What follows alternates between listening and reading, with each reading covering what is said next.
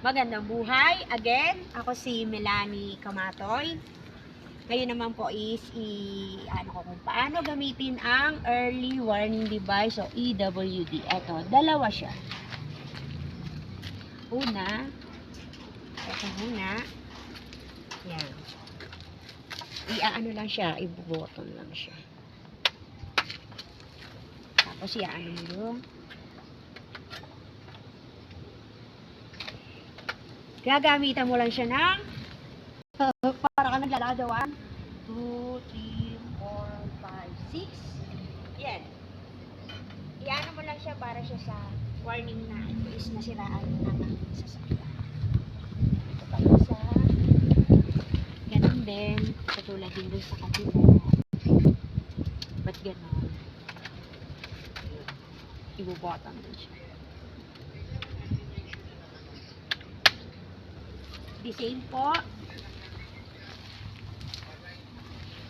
Ilalagay din natin sa isa. Ano na naman? 2, 3, 4, 5, 6.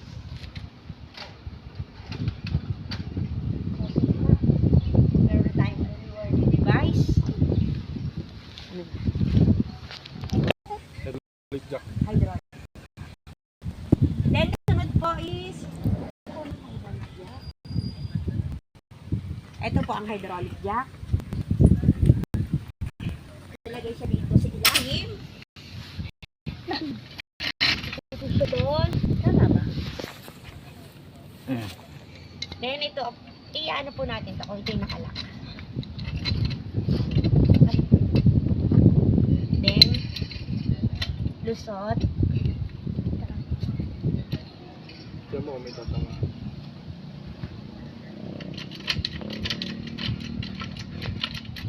Push lang siya ng push.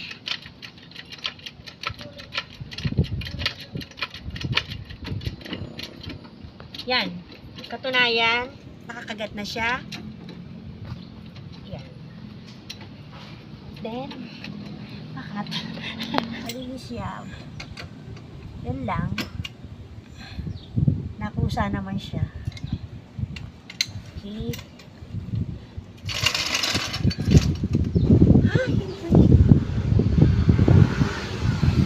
Okay siya? Ito naman po ay cross wrench. Lalagay lang siya dito.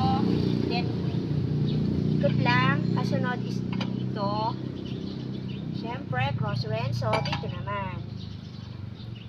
Yan. Ganun lang po. After po matanggal ang ang tire naman, pag natanggal na siya, so, na-bulka na siya or napalta na. Babalik mo lang. Cross wrench ulit. Yan. Yan po. May paa. Bato pala. Yan.